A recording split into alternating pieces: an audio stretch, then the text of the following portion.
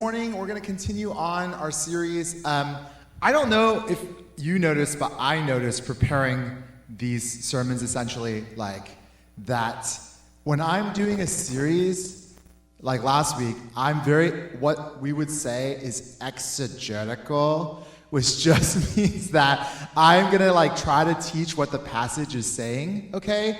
I will try also, because I know the normal sermon that is not preaching through a series, like if I just do a topical sermon, usually it's like the goal is like, here's this thing that you should take from this, you know what I mean? But when it's exegetical and when I'm going through like a passage, a lot of it is just like showing you how to read the Bible and then what the Bible says. Okay, to me, if you learn anything about the text, that is already amazing. Do you know what I mean by that? Like, if you're like, now when I read this, I read it and I can hear what it really means. That is like awesome, and I believe that God is changing you already through those words. Okay, like that's one of the ways that you experience life change, is that it's changed through knowing the Word of God, right? Okay, but I will also, because some of you maybe like, it's really hard for you to understand what I'm saying, okay? I will also try to provide you some summary in a way, right? Of like, maybe if you want to focus on one idea, this is an idea you can focus on that this text is saying, okay? So we're going to continue on, and if you remember, are we good? Annoying. I have to fix that, okay. If you remember, right, last week when I was introducing this series, right, we were talking about the Sermon on the Mount. We were saying that the crowds of people that Jesus is giving the sermon to were people who were sick, people who were paralyzed, people who were demon-possessed, right? Outcast people, right? People of very, very low status, okay? They would have seen themselves as very weak, very poor, very useless in society. And so when Jesus begins his sermon, he says something very surprising, something that in some ways no one would expect. Right? For him to say, blessed are the poor in spirit, for theirs is the kingdom of heaven. That the kingdom of heaven is for them. People who have no value. Okay? So it wouldn't, we believe as Christians, right? We believe that Jesus is still going to come back. Like one day he's going to come back. And when he comes back, it would not surprise me if Jesus didn't come to the church first. Do you know what I mean?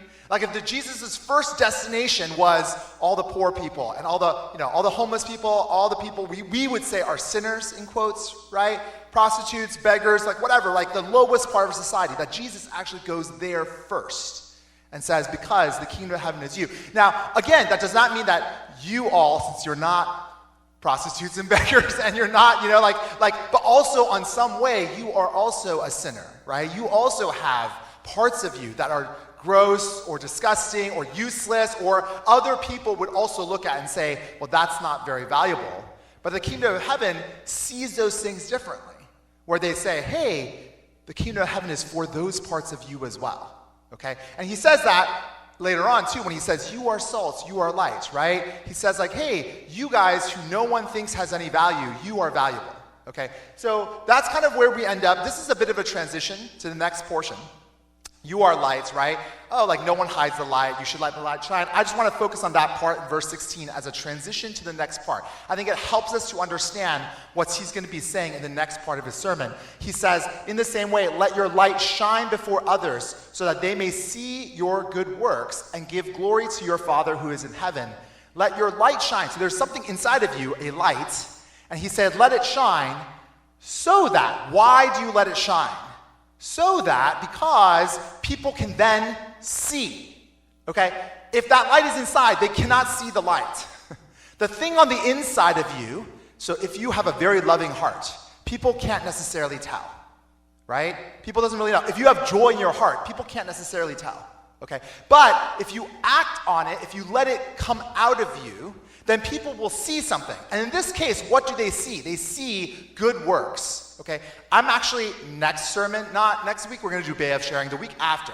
I'm going to come back to this idea of good works, because actually that word good here actually is probably closer to like beautiful, okay, or magnificent. There's an element of aesthetics, of beauty to it, okay? But the thing that you see is going to be this good work or this beautiful work. And so this inside thing is something beautiful, something good, and it comes out, and then when people see this outside thing, they realize, that's what's inside.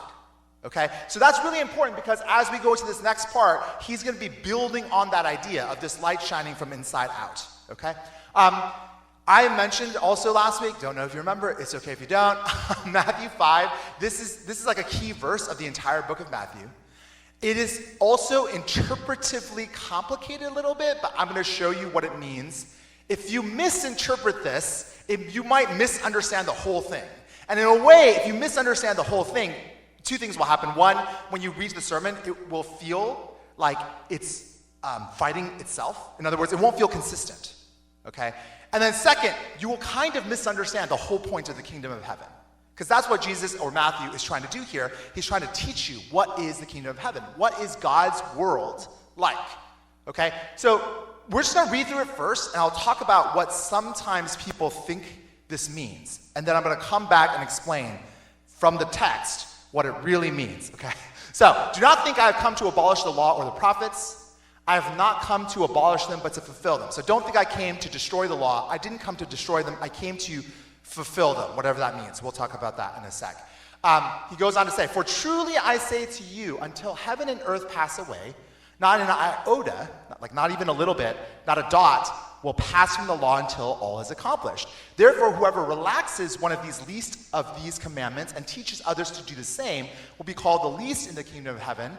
But whoever does them and teaches them will be called great in the kingdom of heaven. For I tell you, unless the righteousness exceeds that of the scribes and the Pharisees, you will never enter the kingdom of heaven. When you just hear that, I think most people, but I will say this is because of your bias and your experience with church. But I would say most people would think, aha, God is here to give us higher and more difficult and complicated rules.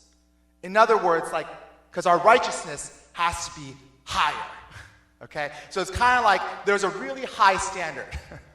And that in some ways, church or the kingdom of heaven or Jesus is about us following rules. It's just that the rules, the original laws, the original commandments are too low.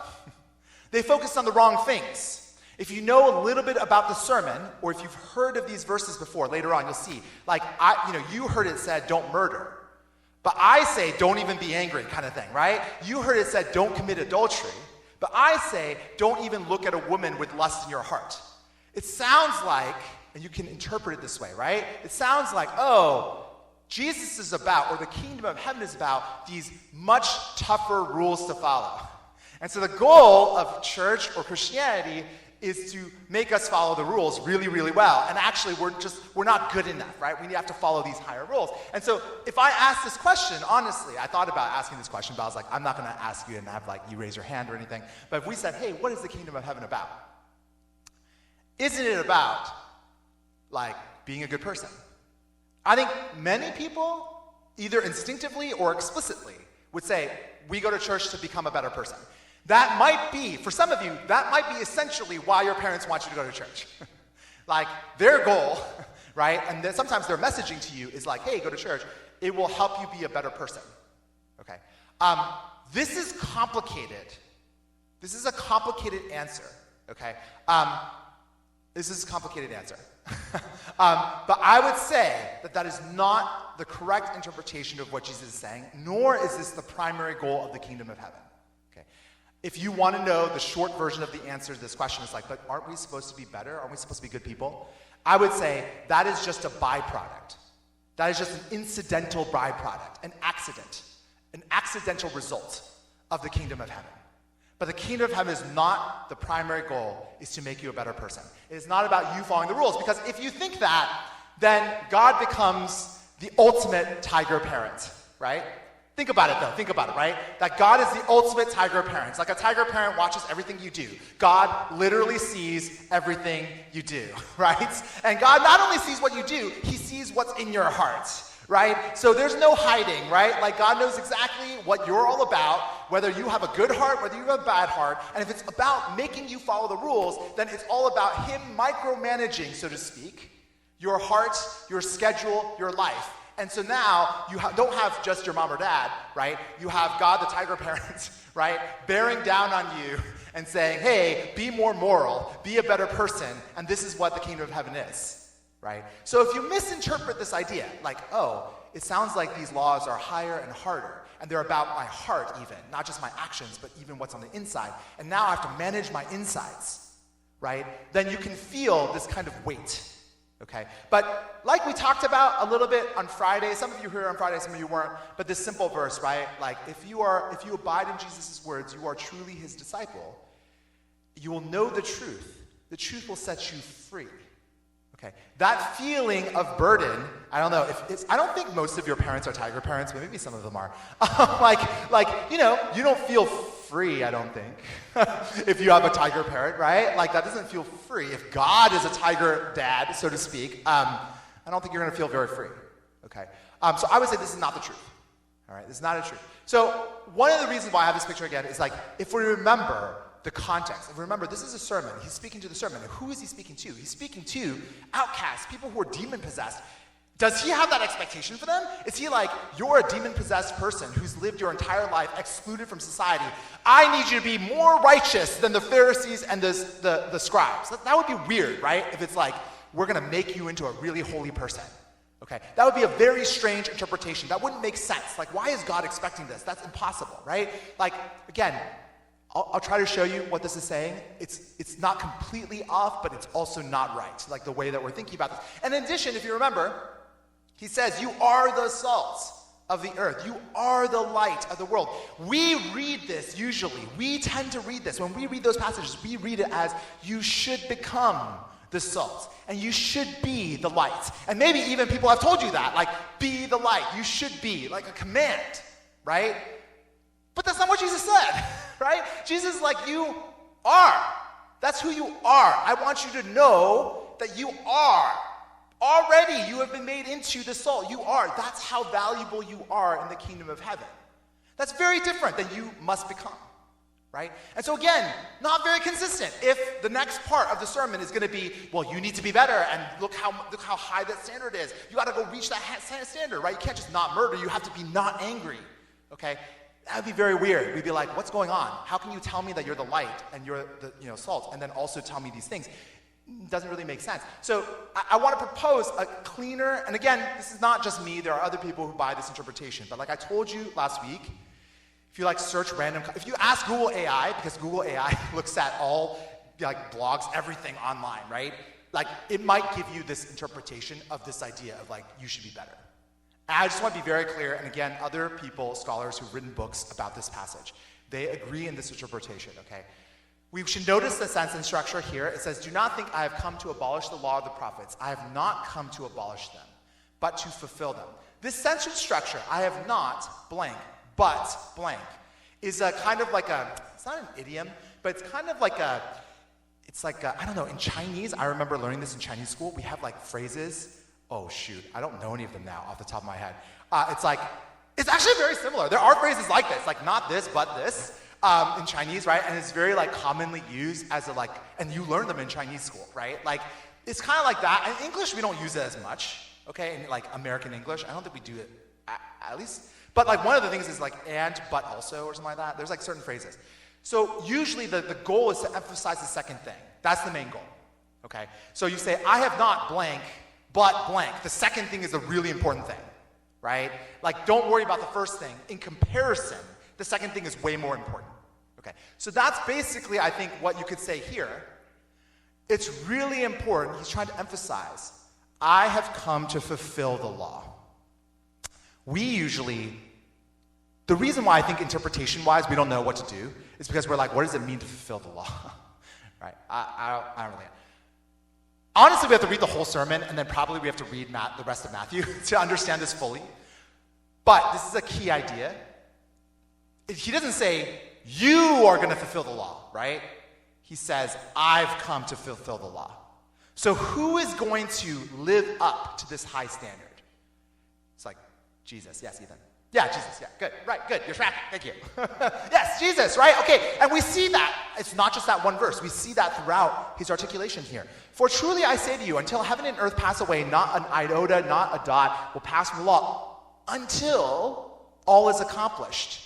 Okay? What do you think all is accomplished could be referring to if you are an early church Christian? In other words, Matthew wrote this to the early church, right? some of you saw or heard about Jesus dying and resurrection on the cross. That's why the church exists, right? And then you hear, until all is accomplished. So like nowadays, today in the church, do we still abide by the law?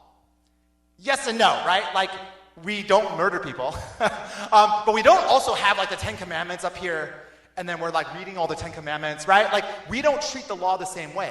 You could argue that something has changed about our relationship to the law. And when did this happen? Until all is accomplished. Jesus' death on the cross, right? That changed something. Okay, so this gives us some insight into what it means for Jesus to fulfill the law. Maybe it had something to do with his death and resurrection on the cross. Okay, we keep going. Whoever relaxes one of the least of these commands and teaches others to do so. That first part, whoever relaxes the law or teaches other people to like kind of denigrate the law, make the law less than. Okay? Who is doing that? Do you remember verse 20? Who is doing that? Or you just know the Bible? I don't know. You just know people in the church. Who is doing that? The Pharisees. Very good. Ethan's tracking with me. Pharisees and scribes. Remember in verse 20 he says your righteousness has to exceed that of the Pharisees and scribes. Who is the whoever here? It's the Pharisees and the scribes. Okay. And then who is the one who does the law and teaches them? I came to fulfill the law. It's clearly Jesus, right? And he is great in the kingdom of heaven. Jesus said, I came to fulfill the law. I'm going to do this. I'm going to show you what it means to be righteous. I'm going to do it, right? I'm also going to teach others about doing this, so to speak. Again, we're going to talk about that later in a second, because I know you're like, wait, is that different from what I just said? Okay, it's okay that things seem contradictory a little bit, and there's a little bit. That's on purpose. Okay? In other words, that's Jesus' purpose. Okay, for I tell you, unless your righteousness exceeds that of the scribes and Pharisees, you will never enter the kingdom of heaven. Again, the kingdom of heaven is a righteousness not based on doing things the way that the Pharisees and scribes did. At that time, to this audience, remember how I said, he starts off with poor, blessed are the poor in spirit, for theirs is the kingdom of heaven. If you ask those early Jews in the crowd, whose is the kingdom of heaven? They would have said the Pharisees and the scribes. Do you know what I mean? They would be like, who are the holy people? Who are the people who represent the kingdom of heaven? It's those people. They're super righteous. They're the highest part of our society. Back then, by the way, the synagogue was considered education. Do you know what I mean? They didn't have school. Okay? The only schooling you got was through religious education. In other words, through the church. Okay? Their church was the synagogue. The Pharisees and the scribes were the highest achieving individuals in that church because they could memorize, like I mentioned last week, they could memorize the entire 5 books of the Old Testament. Okay? That was the basic level to advance in the synagogue. You had to memorize the first 5 books of the Bible, and they could do that. Okay? So they were the Harvard and Yale people of the world back then. Okay? And so for them, they would be like, who is the kingdom of heaven? It's those people, those high-achieving, amazing, super righteous people. And then Jesus is like, but your righteousness, kingdom righteousness, goes far beyond that. You think they're good? Let me show you what good really is.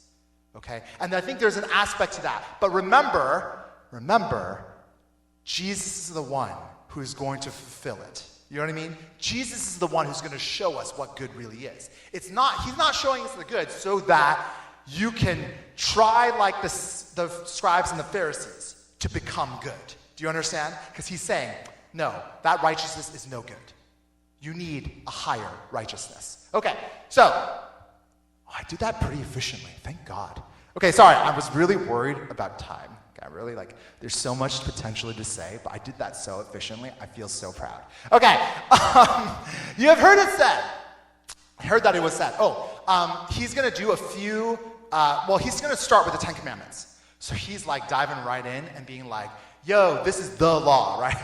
This is the law, the beginning of all law, the 10 Commandments, right? So he says, you've heard it said, it was said of those of old, you shall not murder, and whoever murders will be liable to judgment. But I say to you that everyone who is angry with his brother will be liable to judgment. Whoever insults his brother will be liable to the council, and whoever says you fool will be liable to the, the word is Gehenna, but the fires of hell. The word is, they use the word hell, right, in some translations. I don't like that word, so I have replaced the word with the original word. The original word is Gehenna. Why do I want that word instead of hell? In your society today, when you hear the word hell, you think of a fire-burning place of punishment, of eternal punishment. That fire-burning place of eternal punishment comes from Greek and Roman mythology, okay? Because also, if you know a little bit about church history, a little bit even, you know that eventually the Roman Empire becomes Christian, Catholic, okay? Roman, they infuse some of their cultural understandings of hell. And then that now, in our church even today, about 2,000 years later, a little bit less than that, we still have that idea, okay? In the Bible, the way they talk about it, there's some similarity, but a lot of it is different. So when the original word, the original image that was used was this word called Gehenna. Gehenna was an actual place. It was a place outside, I think of Jerusalem, basically outside of Israel, and it was a place where they burnt trash. Okay, so we have a bunch of trash, and we don't know what to do with it. And since it's trash, we don't want to leave it in the middle of our town. That seems like a bad idea. So we have a place where we burn the trash, and that's outside in this place called Gehenna. Okay, so that's the image of quote-unquote hell, I guess. I don't know. But I don't think it's not very appropriate, but it's this idea of a metaphor, right? So he's saying, hey, the worst penalty, right, is when you know this idea. There's an escalation, right? I hope you can see that here, right? There's an escalation in the penalty. And I want to show you in this chart, okay, I think this makes it clearer. I think, okay? If it makes it more confusing, I apologize, but I think it's clear. Whose righteousness on the left, right? We have the Pharisees and scribes' righteousness, and then we have kingdom righteousness, yes? The Pharisees and scribe one, that's what they said. Murder, if you commit murder, do not murder. If you murder, you will be liable to judgment. That's what it said, right? Murder, I would argue murder is the most severe form of hatred in the list of examples, correct?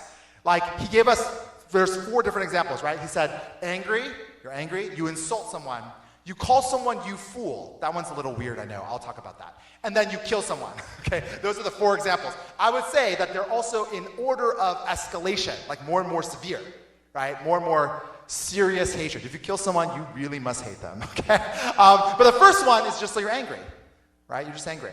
The second one is you're angry enough to cuss them out, to insult them, right? The third one is you're really, really angry, and then you call them the worst possible insult. Okay, why is you fool? Because you guys would be like, what? I'll call my friend a fool? That's not a big deal. Okay, back then they lived in a religious society. In a religious society, if you read the Old Testament, in Proverbs, the book of wisdom, right, it talks about the fool. And the fool was this basically bungling idiot who did everything wrong and was totally worthless to all of society and just messes everything up. And so it's in their religious society, it's you have no value at all and you are worthless, so get the heck out of here, right? It was very visceral, okay? So that's why this you fool, it would be this escalation of perhaps the worst possible insult you could tell somebody, okay, in their society, okay? And so you have this increasing action going on. And so here, the thing, why did I circle liable of judgment? For the Pharisees and scribes, they're the worst possible hatred, the judgment is you're liable to judgment. It's actually the lowest possible penalty or, consequence, result, right? For the kingdom of heaven. Do you see that? For the kingdom of heaven, it's you're just angry and you're already liable to judgment. And then if you do more things, and all of those things are still less than murder, right? There's an increasing level of judgment, okay? In the text, it says liable to the council, that it would be a higher level, like the Jewish council, they're the up and ups, they're going to judge you now, not just any judgment, but higher up judgment, and then you're going to be thrown out and purged, right? That's the idea of the fire, right? You're trash, throw you out, we burn you, okay? That's the idea, right? It gets worse. So it's hey, you think you're so spiritual, you're so righteous because you don't kill anybody. Okay? That's not righteousness in the kingdom of heaven. There's a goodness that goes way beyond that, right? And that's what he's kind of showing us. So he'll give us an example of what this righteousness looks like. He says, so if you are offering your gift at the altar, and there remember that your brother has something against you, leave your gift there. before the altar and go. Be reconciled to your brother and then come and offer your gift. Okay, again, this may seem very strange because you didn't live in Jewish society, so you've never given an offering before, okay? But if you imagine, most of the times, right, sometimes people journeyed days to go do this thing, right? To go give an offering, right? They journeyed days because it's very far in the temple. You know, we now worship in spirit because we believe the Holy Spirit's inside of you. We believe that all of you are the temple, right? Back then, they believed there was one temple. Just one, not thousands of churches, okay? Just one. So we got to go to that temple, okay? So if we live 5 days away, we better start walking, right? And then we get there, and then we're like, okay, let's do this offering thing, right? And Jesus is like, yo, in the middle of this offering, you're like about to be like, I'm going to do this super holy thing, right? And I came 5 days, and I brought my goat, and I killed my goat, and it's now being offered. And then Jesus is like, if you suddenly remember someone back home, you offended. And they're like in pain because of what you did, because you have some sin against them, right? Stop. Leave the goat there. Just go back home, right? Go back home. Go back 5 days. Go back home and be like, hey, brother, right? I'm so sorry. You know, I did this thing to you. I'm so sorry I made you feel bad. You know what I mean? Like, that's kingdom righteousness. It's not what we do. It's not this holy, in quotes, action, right? It'd be like, literally, you're here right now, and you remember, right, that crap, I pissed off my parents, or I made somebody sad, or, you know, I sinned against someone, and they may be feeling really bad, and you just got up right now, and you left, right? I don't know. I guess you could do it. But like, you know, or if I, in the middle of the sermon, just put down the mic and left, because I was like, oh, crap, I gotta, like, you know, I'm fighting with my wife. I should fix that, or something like that. You know what I mean? Like, that's this idea, right, of what the kingdom righteousness is really about. It's like you have this deep heart. You feel compelled to love in that moment because you realize you've hurt somebody, right? And that's, of course, so different than I won't murder, I won't be angry. Like, that's really different from I won't be angry, right? It's like this, like, I desire to love someone above all else, okay? He gives another example. Come to terms quickly with your accuser while you're going to court, lest your accuser hand you over to the judge and the judge to the guard, and you be put into prison. Truly I say to you, you will never get out until you have paid the last penny. This feels like a warning. A little bit it is. Okay, a little bit it is. But the warning is about actually the court system. If you're kind of looking at this idea. Here, there's an accuser, someone who is like out to get you. Okay, they're out to get you. That's what they're doing. They're bringing you to court. In other words, they're like trying to sue you, right?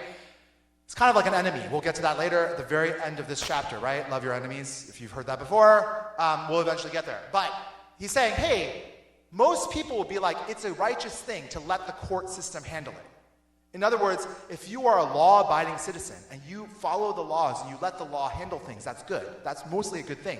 Here he's saying, no. Don't let the courts do it. Don't live by the laws of society. You go and you try to fix. You try to have compassion. You try to work things out with that person, right? This is a different example of this kind of love. Okay, this is the last example.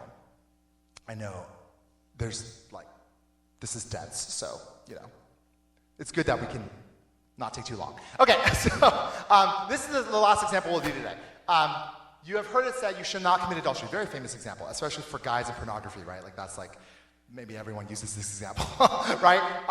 But I say to you that everyone who looks at a woman with lustful intent, sorry, did I already read it? You shall not commit adultery. You've heard it said you should not commit adultery. But I say to you that everyone who looks at a woman with lustful intent has already committed adultery with her in his heart. So again, this idea, like, it's not what you do. You guys are always focusing on just doing the outward thing. It's about what's in here, the light. Is there light that's shining, right? Yes, that shining light will produce good work that people will see. People might not see the heart. They might not know that you have a pure heart, that you're not looking at someone lustfully. They can't see that, right? But that's what kingdom righteousness is about. It's about what's in your heart. And so he then gives this very famous phrase that I think is mostly misinterpreted. But he says, if your right eye causes you to sin, tear it out and throw it away. For it is better that you lose one of your members than your whole body be thrown into hell or Gehenna. And if your right hand causes you to sin, cut it off and throw it away. For it is better that you lose one of your members than your whole body that go into hell or Gehenna. Okay. So, is this what God is asking us to do?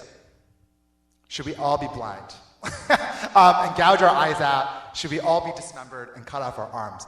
The reason why on the top of this slide I said this is actually the Pharisees and scribes' way of righteousness. Dallas Willard and others have this interpretation of this passage where they say, actually, what is Jesus doing here? He's being sarcastic. Okay. I remember in college especially, people would teach this passage. They'd be like, so, boys, usually about pornography or whatever, right? Like, boys, every time you see a hot girl, you need to look down and not look at them, right? And walk around campus like this. I remember, totally legitimately, that was one of the things in college. People were like, hey, it's the summer, and girls are all scantily clad. And so when you read this passage, how do you do this? You don't gouge out your eye, but you just look down. Okay, that's not what he's saying. If it's about the heart, right? Can't you look down and still be lustful? Okay? Like, he's actually making fun. Dallas Willard argues this because the language.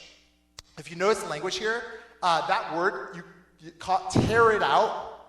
It doesn't just say take it out or remove it. The word could be close to gouge it out, like a karate move, an eye gouge, okay? It's like, like take that thing out, right? And throw it away, and then like cut this off, right? Saw off your arm and toss it away. He's making fun of the Pharisees. The Pharisees do everything about the outside. If righteousness is just about the outside, right? Then just do this, right?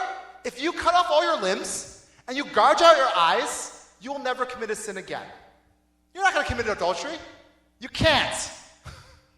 Right? Is this the kind of life is this righteousness? Right? He's making fun. There's another place, by the way, in the Bible. You might be like, this is kind of weird. Is this sarcasm in the Bible? Sarcasm isn't used that much in the Bible. There's one other place that I can think of that is when Paul's writing about circumcision, cutting off the foreskin of a penis. In circumcision, he makes this joke. He's like, if you believe so much in circumcision, just cut the whole thing off. He basically says that. That's in the Bible. He basically says that. It's a joke. Okay? He doesn't want people to be eunuchs and to cut off their private parts. Okay? He's just making fun of you. He's like, yo, you believe so much in this law, then let's just cut the whole thing off then. That's very similar to this, right? He's like, you believe so much, it's just about your actions. You believe so much, it's just about doing the right thing on the outside. Okay, if you really believe that, then this logic makes so much sense. Right? If it's just about not committing adultery, this logic makes sense. You'll be burning in hell if you commit adultery. So then gouge out your eyes. Now you're not going to be tempted, right? He's kind of making fun of this idea, right? And that's why we don't teach this. We don't ask you to eliminate yourselves or remove things. We don't believe this, right? But then, I don't know, a lot of times people think, well, he still means, the porn blockers and all that. Okay. Again, I'm not against those things per se. I'm just saying that those things are little band-aids for a very, very deep cut, okay, that goes to your heart, okay? So don't think that just because you have the porn blocker or because you look down that your issue is solved. You are nowhere near the righteousness of the kingdom of heaven, okay? And that's part of the problem. So this is the takeaway, right? That's part of the problem. What Jesus is doing in this part of the sermon, and again, we'll see the whole thing, right? We're reading one part of the sermon at a time. We'll see the whole thing. But what Jesus is saying is like, look, you think you know righteousness. You think society is good. You think, even I would say, honestly, you think the church is good. You look at the church, maybe you or your parents, they think, oh, the church is such a moral place. Okay, I really think if Jesus were here giving this sermon, he'd be like, you think you're righteous? Ha! You don't understand what real righteousness is. Have you ever seen anyone in the middle of a service be like, oh, crap, I'm fighting with my husband or wife. I should go fix that first? That's righteousness. But you better believe that sometimes, and some of you have witnessed this, your parents are fighting in the morning, and then they come to church, and then they do all the holy things. You know what I'm saying? Like, they don't fix the actual thing. Like, you know that people are not living up to that righteousness, right? That's the first part of the recognition. The first part of the recognition is say, yo, God's kingdom righteousness is way bigger than anything. It's way better. It's way more loving. It's way more good. It's way more holy than anything we see on earth. We sometimes think that these models, are good enough, but really God is way higher above that. Okay? But the problem, so we think we're good, or society is good. We think it's good enough. You might think you're good enough. Like, I'm a pretty good kid. I don't get in trouble. I follow all the rules. I get mostly A's. I'm a good kid. Okay. God's righteousness is much higher than that. Okay. Because the reason is, if you think that you're good, you will then believe that you don't need God. Because you can do it. You can be as good as society tells you to be. I really believe that. I'm pretty sure most of you are good enough that without God, you can be Pharisee, scribe, righteous. I believe it. Right? And so now you don't need God. Why pray? Why ask God for anything? Just do it yourself. Okay? Unfortunately, especially in our very high-achieving society, right? This happens a lot. Okay? My friend actually, he's my age. He recently came to that realization that he doesn't pray because he doesn't think he needs God, fundamentally. And he can know that, he knows that in his brain, but just subconsciously, it's really hard for him. It's really hard for him to be like, I should pray about this. His instinct is always, I can do this. Why do I need to pray? Right? Remember who he's talking to, right? So if this group is being said, hey, your righteousness has to exceed that of the Pharisees. Again, your intonation, our inclination when we're told this, that our idea of good is actually very low and God's idea of good is way, way, way higher, our intonation is we should be better, right? Okay, what can I do then? I want to reach that righteousness, okay? There's something good about that because it means that you want to live the kingdom life. There's something beautiful about that, okay? I get that. At the same time, who is the one who fulfills this? If you think you can reach it, you are delusional. Okay. This kind of righteousness, can you ever not be angry at someone? I mean, people piss you off. There's sin in the world, Your brothers and sisters aren't always great. You will get angry, right? It's this pointing us to who is actually able, who is actually capable. Who can actually fulfill the law, right? It's only through Jesus. And so really, this is meant to bring us to this point of, oh my gosh, we need God, right? We need God. That's what the kingdom of heaven is going to be about. We need him. That's Matthew chapter 6, okay? So again, it all fits, and the context will show us this truth, but we have to interpret it well, because otherwise you might come away and be like, oh, I try harder, okay? Maybe you have to try harder to realize how much you need God, right? I don't know, right? Realize how much you need him. That's really what Jesus is trying to say.